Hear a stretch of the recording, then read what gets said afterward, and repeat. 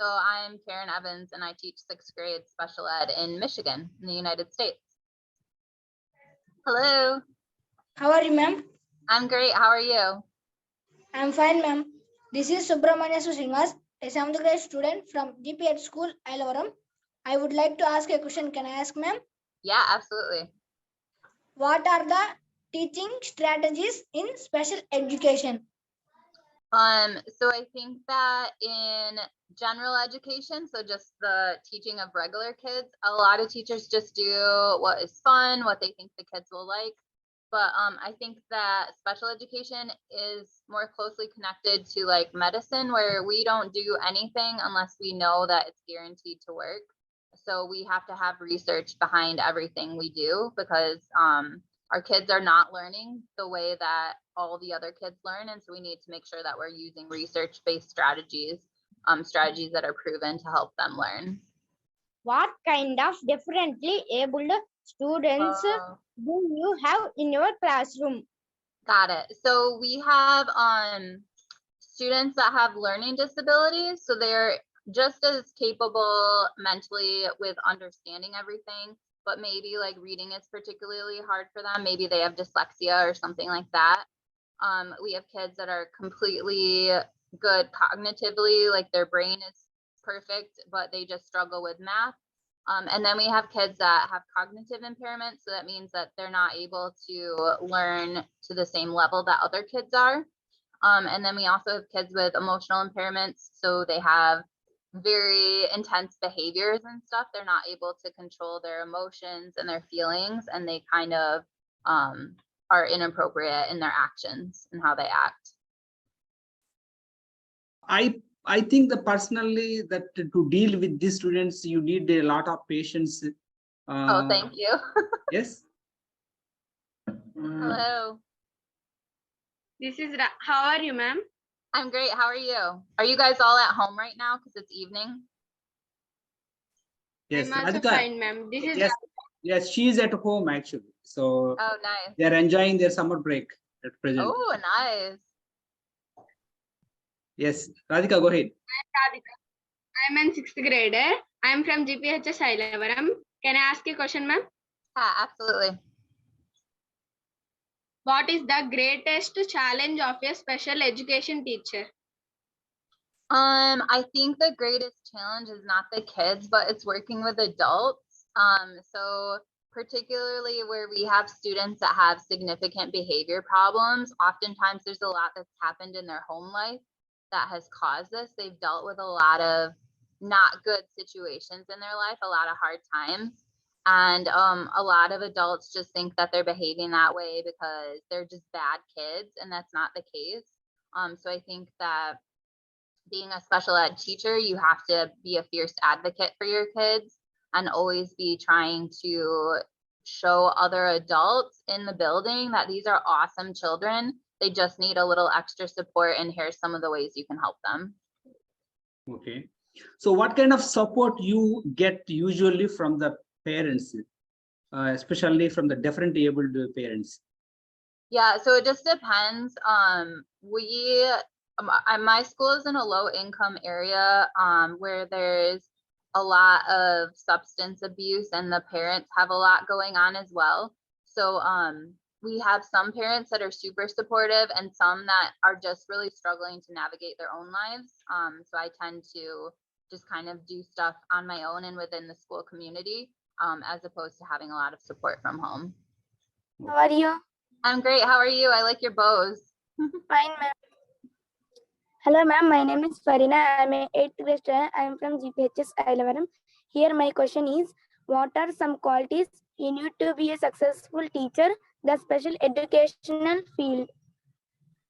So I think that one of the things I said earlier was that you need to be a fierce advocate. So you have to be kind and able to communicate with other people, but also like willing to say what's on your mind and just be firm with what the kids need, and like, I don't know, just be upfront and bold about what you're gonna say. Don't kind of like hesitate or beat around the bush.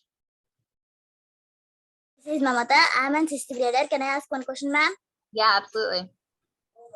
What kind of technology do you use to deal with special kids? So we have just like different things on the computer that we use. We have a projector so I can show stuff on the screen. Our students each have their own laptop as well. And so sometimes there's programs on the laptop that can help them communicate. Like a lot of our kids have amazing ideas for stories, but they're not really able to write them out. And so there's a program on our computer where they can speak and it will like type for them. So that's something that we use a lot too. Okay, thank you. Roshni? Roshni. Yes, sir. Hello, ma'am. I'm Roshni, an 8th grader from Z.P.H School, Ilavaram. My question is, do all American schools have special education teachers? Yeah, so we talked last time about private schools and public schools. Private schools are not required to provide special education services. So actually, a lot of students with special needs either get kicked out of those schools or they get a very limited level of support.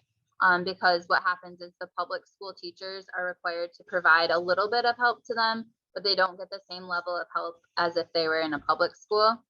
And then at a public school, we basically just provide help for whoever needs it. So we kind of test all kids and we see if they need help. And then if they're a little bit below in reading or math, we provide them with help through interventionists. So they're like teachers that are not special ed, but they're just like extra help. And we monitor their growth and see if that's working. And if it's working, that's awesome. If it's not working, then we usually tend to give them a bigger test and see if they need special ed. And then, yeah, they get help from me. But yeah, every single public school is required to provide special education services. Okay, thank Thank you. I have a question. What kind of support do you get from the government and parents in dealing with these special children, especially from the government point of view? So you have already answered from the parents' point of view. Okay, sorry. So special education students, I don't really understand the funding, but they get more funding for special ed. And that's more of like something that our principal and stuff deals with. And we also have special ed administrators that take care of that. So I'm not really super knowledgeable about the funding, but I know that the government supports us through funding those students more. And then like, we get a certain amount of money to spend in our classroom each year from our school district. But then because I'm a special ed teacher, we get extra funding from like somewhere else as well. But yeah, I guess that's the support. I guess the government also provides like a lot of legal guidance because I think that special ed is like, I was thinking about, there's like a more legal perspective on special education because the parents can always say like, this is what I want my child to have. They're not getting this, so I'm gonna like sue the school or whatever. So I think the government provides us with like legal protections and also like legal guidance too for how we need to teach kids. Okay. So here is another question. Nick Vujicic is the inspirational speaker. So fortunately, we have a English lesson in his name in our grade 10. He has recently been to India too to inspire the many students. So when I went through his story, I really got inspired by the way that he overcame his obstacles in the form of growing up and how he became today. So my question today is, Nick Vujicic has been a phenomenal motivational speaker. Ironically, he didn't receive his education in a special school. He completed his education in normal school. What do you say about it?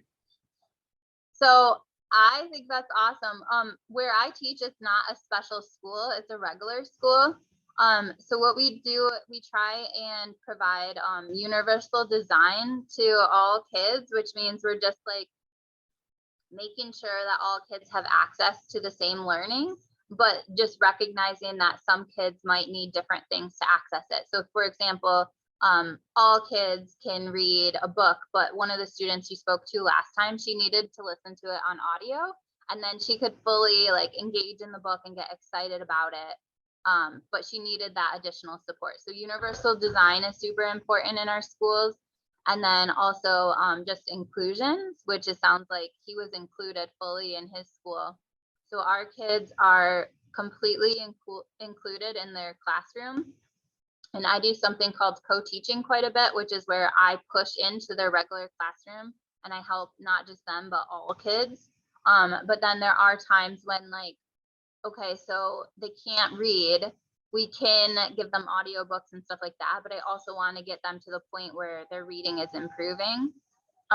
So it's kind of this balance, I think, between inclusion and allowing me to have a small amount of time with them every day where I can work with them. So I would say I see them like for an hour privately to boost their skills, and then the rest of the time they're with their peers doing all the regular stuff that a regular kid would.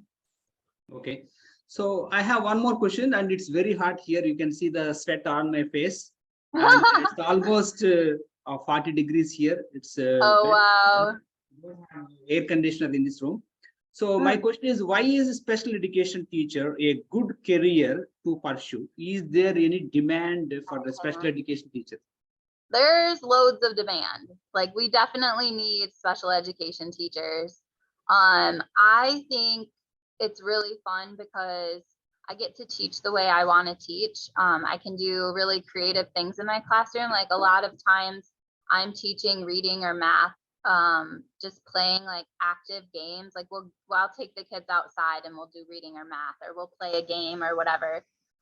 So I think that part makes it really fun. I also like collaborating with a lot of people, and like we have these meetings called IEP meetings, and it's where we design a plan for one kid. So every year we meet on this one kid, and all the teachers that work with that kid come together and they talk about like what the kid needs to work on, what they're doing awesome at. The parents are there. It's just a really collaborative approach to education, and I think that's really cool as well. Okay, here is my last question. How often do you attend the orientation classes? I mean, professional development sessions in your field of special education. Do you often attend these sessions, seminars conducted by the government? So we have every Tuesday at our school, the kids start an hour late so that the teachers can have an hour of professional development in the morning. So I attend all of those. And then I also do extra things. Like right now I'm taking a class called Letters, which teaches you how to use brain-based research to teach reading. So I'm doing that. And then just as far as like education, I have my undergrad degree, and then I have my master's degree. And then I'm really close to having 30 additional credits outside of my master's degree. So yeah, we're constantly learning and growing. And I also think that there's like lots of professional development for teachers, but I think one of the best things you can do as a teacher is just like have fun, live your life, and travel and do stuff like that. So I feel like I learn a lot and can add more to my classes when I'm just having fun in my personal life too. So like it's almost summer. I'm going camping a few times. I'm gonna travel to England and Wales. I'm gonna meet an author. I'm going backpacking to the Upper Peninsula of Michigan. So like everything in my backpack, hiking through the wilderness. And I think that all that adds so much to my classroom too when I have those experiences outside of like traditional education. Okay, thank you. Thank you so much. So before we wind up this session, could you please give a final message to my students? Yeah, I think it's been amazing talking to you guys, and I just want you all to know how excited my kids were after talking to you last time. Like, I think that they were a little camera shy and they just kind of like sat here just like taking it all in. But the second we turned off the screen, they were like, oh my gosh, that was the best. And they like talked about it the rest of the day and are still talking about it. So I just wanted to thank you guys so much for what you did to the students in my class. And I think it was really cool for them to learn about different places, because I think sometimes people in the United States tend to just focus on only the United States. And it was so nice for them to be able to just hear from kids that live a different place. And learn about your school and about your lunches. They were really jealous about your lunches and yeah, all that sort of stuff. And as far as special education, I think it's an amazing career for sure.